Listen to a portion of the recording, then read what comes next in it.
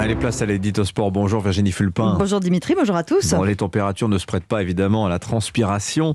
Il n'y a pas besoin de bouger pour transpirer. Bon, on va parler basket avec vous ce matin. C'est la finale du championnat de France. En ce moment, la Betclic Elite. Monaco est allé hier soir dominer l'Asvel 82-74. Le titre reviendra à la première équipe qui atteint 3 victoires.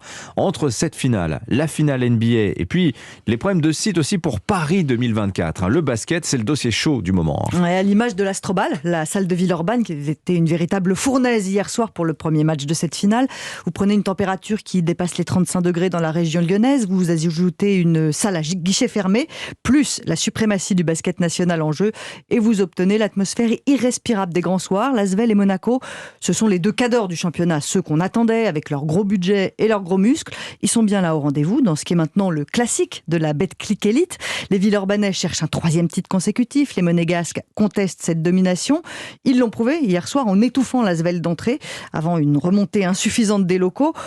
Enfin, on a retrouvé cette ambiance, la même qu'il y a 3 ans pour la même finale, avant que la crise sanitaire ne vide les salles.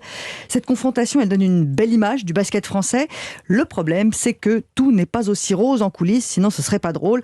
Il y a de grosses tensions entre les clubs et la Ligue de basket. Cette Ligue voulait faire passer la première division de 18 à 16 équipes dès la saison prochaine. Les clubs étaient d'accord, mais le Covid, toujours lui, a modéré leurs ardeurs. Ils ont voté pour reporter la réforme de 2 ans. C'est compréhensible, la crise a fragilisé toute l'économie des sports de salle. Il faut peut-être laisser un peu de temps au temps avant de tout changer. Mais en tout cas, autant sur le parquet on est en plein coup de chaud, autant il y a des sueurs froides en coulisses. Alors le problème du basket aux Jeux Olympiques de Paris 2024 n'est pas réglé non plus. Vous vous souvenez du pataquès provoqué par le site choisi au départ pour le premier tour du basket en 2024, une halle au Parc des Expositions dont le plafond n'était pas assez haut. C'est vrai que c'était gênant.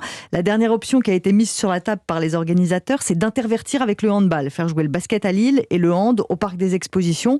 Pour l'instant, c'est pas encore validé, mais l'idée semble bonne, à part pour les problèmes d'ego. Parce que figurez-vous qu'il y a des gens qui trouvent irrespectueux d'envoyer les stars de la NBA jouer leur premier tour à Lille plutôt qu'à Paris. Franchement, ça veut dire quoi ? 1 heure de train et puis c'est fait. De toute façon, ils pourraient assister à la cérémonie d'ouverture. Et puis s'ils passent le premier tour, ce qui a des chances d'être le cas, je crois, après, ils joueraient à Paris. Donc ils peuvent s'en remettre, à mon avis. Et puis c'est gênant comme question, parce que ça veut dire qu'on prend des pincettes avec les basketteurs américains, mais pas avec les handballeurs. Pour l'instant, ces stars NBA, en tout cas, elles ont d'autres chats à fouetter. Ce soir, c'est le possible dernier match de la grande finale entre les Warriors de Golden State et les Celtics de Boston, avantage aux Warriors, avant que l'Asvel et Monaco ne reviennent à leur tour sur le parquet demain soir. Je vous le disais, le basket est en surchauffe là en ce moment. Merci beaucoup Virginie Fulpin, 7h23.